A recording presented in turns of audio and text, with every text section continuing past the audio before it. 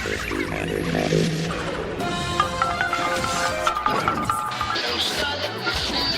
all have it wrong? Are we doing more harm to each other than Jesus really?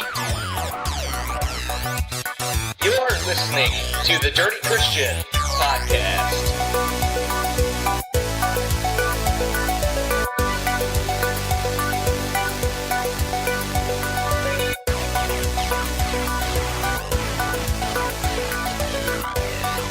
Hey everybody, welcome to episode 107 of the Dirty Christian Podcast. I am Drew, and I am known as the Dirty Christian. I know it's been a while that I've recorded an episode, so I apologize for the time, but I tell you, it's been very important for me to take the month off that I did. A lot of people were asking what's going on. I wanted to discuss today the reason that I took time off. I wanted to discuss what led up to that, and then where I've been at since then. So let's just start with you can visit thedirtychristian.com. That's the website where I've been blogging. You can subscribe to the blog there. You can follow me on Facebook or on YouTube, and all of those places I have social media, and also on Twitter at the Dirty XIAN, and also supporting me on Patreon would be wonderful if you're able to. With all that being said, so I was gone for a month, and what led up to that was I was really dealing with some stuff. I was not satisfied with anything going on in my life. I was really dealing with just constant disappointment, feeling like I was just not good enough, not enough at all to be doing a podcast or having any type of social media page. I really struggled. I was seeking validation from other people when I would get online. You know, I was constantly on Facebook, constantly checking messages, constantly responding to comments and things on Facebook and Twitter and YouTube, and it just was a never-ending cycle. And on days where I didn't get a lot of shares or didn't get a lot of comments or didn't get a lot of likes on Facebook, I found myself just really feeling down. If I wasn't posting something and getting, hundreds of shares and hundreds of, if not thousands of likes, and my page wasn't growing constantly, I was just really going through, I guess, what I could just call withdrawal, or I don't even know what the words are for it. Just really struggled with, what am I doing? I knew that it was wrong to feel like I needed this validation from people online. I knew that my desire to be constantly viewed and liked and shared was all coming from a place for me that was not genuine, and it was not of the Lord. It was really, I've struggled with pride my whole life anyway, dealing with not being good enough, not feeling like anything that I did was enough for myself, for my family, or for anybody, and it just really just was feeling dissatisfied. And so I actually met with my pastor and just talked about things that were going on, and the dissatisfaction that I had, and how I was feeling with life, and just all of that. It was driving me crazy. It was making me feel like I had to do more, and that it just really became about me, and I really wanted people to like me. I really wanted people to have some sort of need for me to be online, and I felt like I needed that too. So I needed the validation, but I felt like I needed people needed me too. So discussing that with my pastor, and we sat down, and I just kind of let it all out, and I shed some tears, feeling like I'm not enough, I'm not good enough, I'm not a good enough member of the church. I'm not a good enough father. I'm not a good enough husband. Not a good enough, not good enough in ministry. I'm not doing enough for the Lord. I'm not good enough for the Lord. And just really battling with that. It was very, very tough. And so we decided, and I knew before he even said it, I knew I needed to shut things down. I needed to step back, take a break from what I was doing on social media, really reconfigure and refocus on family and where I'm at and my walk and relationship with the Lord. So I knew before he even said anything that's what I needed to do. And he said, why don't you just step back for a month, take a break, take 30 days, and just focus on the Lord and get back to understanding that you are good enough where you are. And he recommended this book to me. He actually bought a book for me. It's called Ordinary, and it's by Michael Horton. And in a roundabout way, it's a response to David Platt's book, Radical. And in Platt's book, Radical, he talks a lot about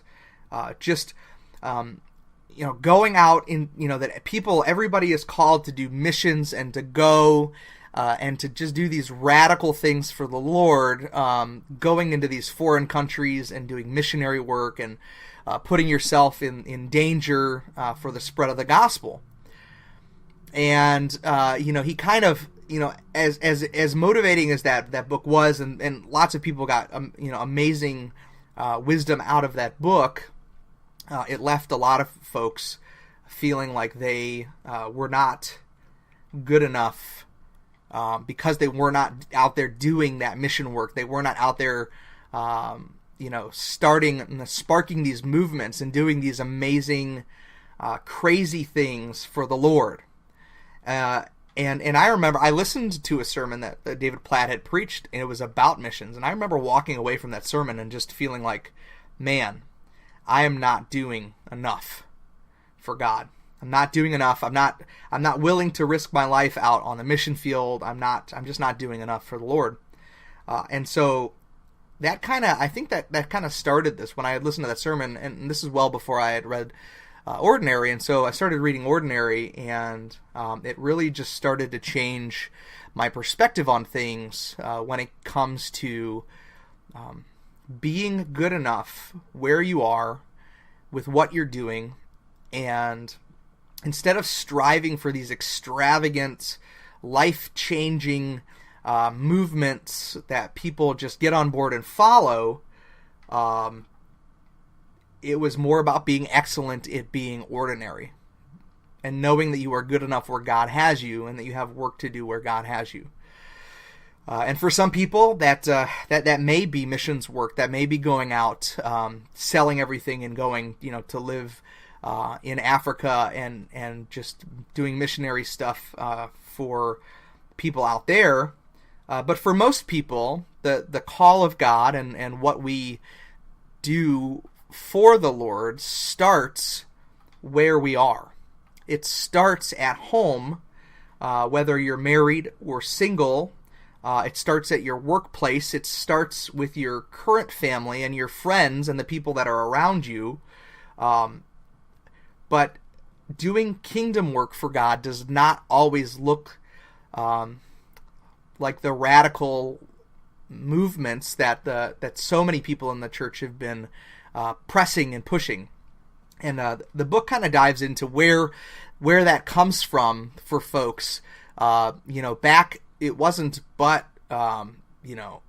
probably not even 100 or so years ago, where there was just a huge push for youth movements and a huge push for these extravagant youth groups that were doing these amazing, exciting things, radical things for the Lord. It was a way to bring the youth culture into the church. And it was, I think a lot of us that are my age or just, older or even slightly younger, we all acknowledge that the youth groups that we grew up in were these just, these exciting events, these fun moments once a week where you got together and you did some crazy stuff and you had fun, and it became entertaining. The church, it drew a lot of youth into the church, but the problem was that as the generations grew older, the expectations for church to be the way that youth group was remained. And so as these youth that were being entertained in these youth services and these youth events, these radical youth, exciting youth events, as they got older, they never really grew out of that. The church had never really shown them or taught them to be just members of the body, ordinary, normal members of the church body. So instead, they came into these church situations expecting this insane, fun, entertaining half hour to an hour of service on Sundays. And so you started to see that these churches that were drawing the most young people in, as if the young people were a sign of virility for the church. These churches are using these youth tactics to draw more young people into the service, while at the same time pushing out a lot of the traditional ideas of the church, and pushing out a lot of the older, more mature folks in the church who just desired that traditional worship experience, the liturgy of the church, the reading of Scripture, all of these things. And so a lot of the maturity in the church started to find other churches, and that's why you had this separation where you have these older traditional churches that are made up of mostly older, more mature believers, and they separated themselves from these movement churches where these extraordinary things are happening, and these crazy worship and praise, and the praise and worship production, the PowerPoint productions, just these fantastical services. And so people were getting on board with these movements, but there was never growth. There was just this entertainment complex in the church, still with that generation that's growing up in that, never really learning how to be just a productive, ordinary member of the church service and of the church body. And so as those churches grew, their attention was drawn elsewhere to these new movements of God, and then all of a sudden they're feeling like they now need to search out the next movement of God, or this next evangelical revival type services. And so people started moving, and that nobody ever planted themselves into these churches. They never ended up growing and maturing in the services. They just kept moving from place to place. Exactly. It was like a show. Just like you go to a movie theater, you finish a movie, you're ready for the next movie, you're ready to go to the next thing that's going to keep your attention.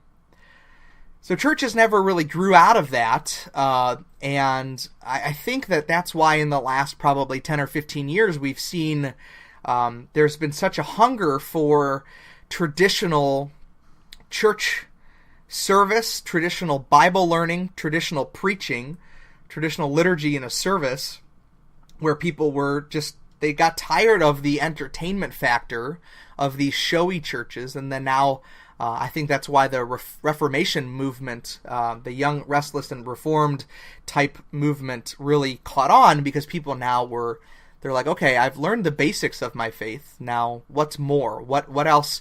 Where can I dive in to learn the deep, the harder, the more challenging things of my faith? So there's been the separation. So you're going to see there's always going to be a continual movement for people in these radical churches. People seek after this entertainment. They seek after these movements. But the problem is that a lot of us that are my age and around 10 years older or younger,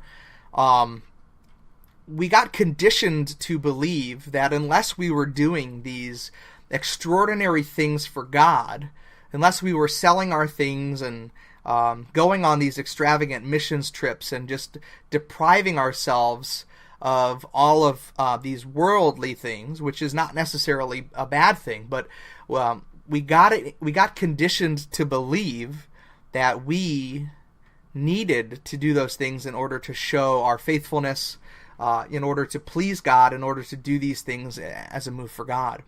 So we've come to this point, and this is where I'm at now, where I've realized that those extravagant, radical movements of the church don't satisfy. They appease you for a time. They make you feel like you can, like you're doing something for God. You just see this. You see all of these people showing up to this church. You see all of this.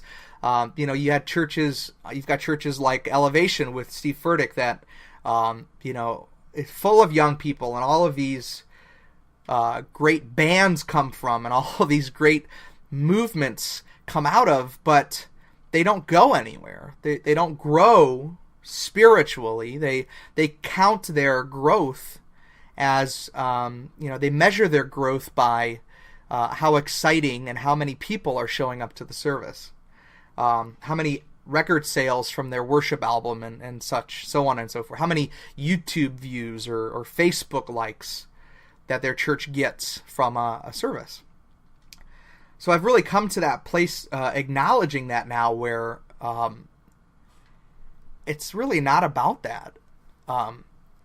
How can we be doing ministry? How can we be doing what we should be doing if we're always looking to the future? We're always looking 100 feet ahead of us at the next big thing or the next movement or the next excitement, and we're missing out on the ministry opportunities that we have right in front of us, 5 feet in front of us. A lot of people probably have noticed, I've been posting a lot of, hashtag 5 feet. I did a couple blog posts about, 5 feet. What does 5 feet mean? 5 feet means that your ministry is 5 feet in front of you at all times. Your ministry is your church, your family, your spouse, your parents if you're younger, your classmates at school, your coworkers at work. Your ministry is 5 feet in front of you. And we miss out on that if we continually look 1,000 feet ahead or years ahead in these things that we imagine. We want these ministries. We want these great, radical, and extraordinary opportunities for doing these crazy things, these crazy movements of God, when we are literally missing out on the ministry that God has put us in. God has you exactly where you are to do exactly what you're doing, and for me, it's been revolutionary at best to say that I've discovered that if I'm not doing the ministry with my family, if I'm not raising my children up to worship the Lord and prepare them for life outside of home when they get older and become adults, if I'm not preparing them for what life is going to be like away from mom and dad, if I don't teach them how to pray or teach them how to read and understand Scripture and understand doctrine and theology, then I'm not doing my work. I'm just sitting around waiting for this next move of God. And that's been just heartbreaking to me, to think that I've missed out on these opportunities because I've been constantly looking for the next thing, building the next thing, building TDC, and now that's what I call heresy, and even back to when I founded Geeks Under Grace, I felt like I had to do these things for God. I had to build these little mini empires for the Lord in order to be validated that I was doing something that God loved me and that I loved Him, and I had to show Him by creating these Christian movements. And I've realized that I don't need to do that. I don't need to constantly strive for the next big thing in the Lord. My big thing in the Lord is my friends, my church family, my own family, my coworkers. the compassion that I can show, just the befriending someone, coming to work with an attitude of I'm going to do it for the Lord, because the Lord has given me the job that I have in the place that I have with the people that I work with. And if I'm not showing them the love of Christ, if I'm not ministering to them in whatever way that they need, if I'm not sharing the gospel with those in front of me, then how can I be expected to share the gospel with thousands of other people online? How can I be expected to have this page of thousands of people if I'm missing out on those right in front of me? And so it's been very eye-opening to me to see where I've been falling short, and where I've been placing the things that I consider to be important, including the validation that I felt like I needed from people online. I was constantly looking for the likes and the compliments, and then if I didn't get the compliments, I'd get mad. I'd be frustrated and upset if somebody didn't see things my way. I started to think about how, these vast differences of theology and doctrine, and, really looking at people differently if they didn't see things the way that I saw things. And it was just a bad place to be. So this month off has been, it's been very, very learning for me. I discovered that I didn't need to be online to feel like I'm a part of something. I didn't need to be doing these crazy things on Facebook or on YouTube, making these videos and these amazing blog posts that people love and share and comment on. I didn't need to do those things. And it was hard. The first week was very difficult. I felt often like I needed to sneak online and see what was going on. Did people really miss me? Did people really notice that I was gone? How were people going to respond? Were people's lives or their faith going to fall apart because I wasn't there? How foolish and ridiculous of me to think that I was the glue to hold anyone together in their relationship with God. It was just ridiculous and very prideful and very arrogant. You guys don't need me, and I don't need you. Now, that doesn't mean that I don't love and care for you, and that's not what I'm saying. And what I'm saying is, at a level of satisfaction from God, I don't need your approval. And you guys will survive in your faith far after the dirty Christian is no longer a thing. And there's comfort in that. And my pastor said something very similar, where he took a sabbatical away from church, and he realized when he had stepped away, he's like, church is gonna fall apart, and it didn't.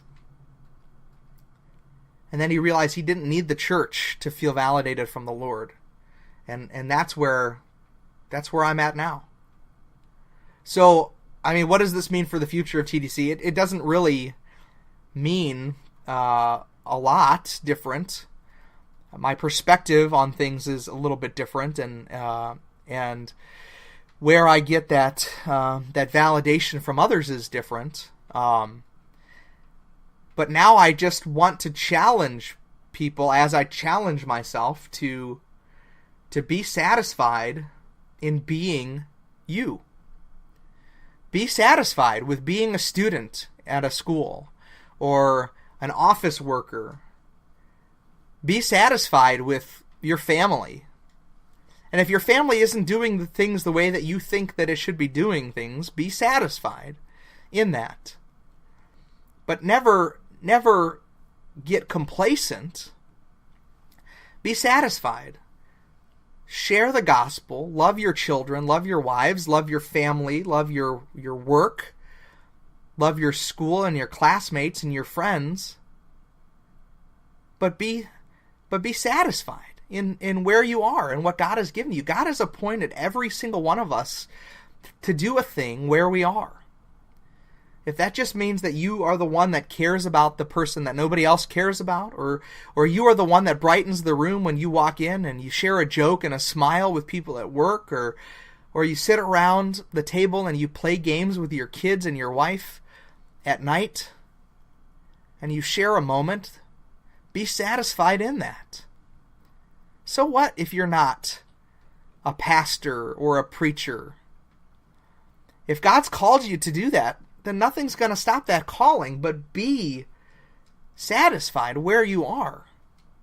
Continue to strive and work in the Lord. Continue to read the Word. Continue to study and continue to have conversations with others. But don't make something happen that may not be ready or needed. So 5 feet for me has been really eye-opening. And here's how that came about. I was going to bed about a week ago, and I was trying to fall asleep, and I was thinking about things, thinking about where I was with the Lord and what was going on, and it dawned on me, 5 feet. 5 feet in front of you, 5 feet around you.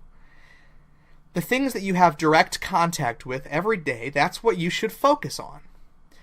And if it's meant for you to get more, then God will put more into your 5 feet. Your 5 feet may just have one person. Your 5 feet may just have a child or a wife or a husband or a home. But when God is ready, He's not gonna give you more than that 5 feet. He's gonna just put more in that 5 feet because you've shown yourself mature enough to handle more in that 5 feet. Some people, I don't think anyone is meant to have more than 5 feet. So I've really been focused on that. God has really shown me a lot in that easy and simple term, 5 feet. I feel like that has been something that I needed to know and understand and hear, and that's where I'm at. That's why you guys are going to see more about 5 feet. Stop thinking about 100 miles away. Think about the 5 feet in front of you. So I have a series that I'm going to be writing. I just want to share my heart on the 5 feet. I want to inspire a few people to really grasp this concept. I've got several topics within the 5 feet theme that I want to share with you guys, and hopefully we can take back the idea that we have to do these radical things outside of our 5 feet and realize that we can be excellent in the ordinary. We realize that we can be excellent in what God has given us 5 feet in front of us, and we can take that back. We can take back the 5 feet and grow in that 5 feet that God has given us. I think that that's where we need to go. I think that that's where we need to see ourselves, to see the 5 feet that God has given us. If God puts a movement in your 5 feet, then by all means embrace that. But I think that for most people, that 5 feet is already challenging enough. I mean, I think about the guy that is just praying, God, give me a ministry. God, give me a ministry. God, give me this. God, give me these. God, give me a position in the church. God, give me an eldership. God, give me a pastorship. And I'm speaking to myself. And all the while, your children, your friends, your church, your wife is vying for your attention as we pray for God to give us a ministry. We have our ministry. Our ministry is 5 feet. 5 feet in front of us, 5 feet around us, 5 feet behind us. 5 feet. Be excellent where you are, doing what you are doing in the 5 feet that God has given you. That's your job, your home, your children, your spouse, your church, You have 5 feet at church. When you walk in that door, there are a lot of people in those 5 feet. When you come home, there are people, whether parents, children, spouses, there are people in that 5 feet that God has given you to love, to nurture, to minister to teach, to raise up with the wisdom that God has given you. And you may not be the smartest person, or you may be super smart. But you take that 5 feet and you work with it. You share the knowledge that God has given you. You work through the hard things. You disciple those you're able to disciple. You don't need to have 1 million disciples. You should have some. Everyone has some. Everybody has 1 or 2, maybe 3. Some people have more. I don't need to validate. I don't need validation from the internet to know that I can do something in my 5 feet that God has given me. But I am grateful. Let me just say that you guys have welcomed me back online after my sabbatical, and I'm very thankful for that. I really do hope to inspire just one other person to think about their 5 feet and to stop chasing a movement that you're not ready for, that I'm not ready for. You won't need to chase what's 5 feet in front of you. We need to learn to be excellent in the ordinary, to be satisfied and content right in front of us with the things that God has given us, the ministry that God has given us to do, the people that God has given us to challenge and change and teach and love. We need to be excellent at those things. How can God trust us with the big things if we can't be faithful over the little things? So, I challenge you to look at your 5 feet and to do something about it. I challenge you to see life a little bit differently and to be content where you are, but never satisfied with staying where you're at. Again, guys, it's not about me. It's not about TDC. It's not about me as a person. I'm flawed and failed and pretty wretched. But I think we all are. And anybody that says that they're not is lying. Let's get good at the 5 feet before we get good at everything else.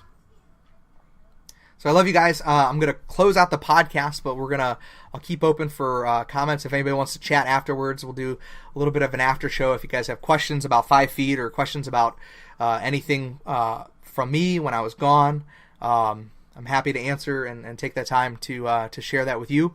I love you guys. I thank you for joining episode 107 of the Dirty Christian Podcast. I hope that you guys have had a great Christmas and upcoming New Year as 2018 comes in. 2018 doesn't have to be amazing in the sense of radical. It just needs to be excellent in the ordinary. In the 5 feet in front of you, let's let 2018 be a change for us to focus on what's directly in front of us and what God has given us. And then I think that we will see a change in our lives. We will be satisfied with the 5 feet that God has given us. Thank you guys for joining. Visit thedirtychristian.com. Like the page on Facebook. Subscribe on YouTube for the podcasts. I hope you guys have enjoyed this. I hope you guys take care and just have a great rest of your week. I love you guys. God bless. Dirty Christian out.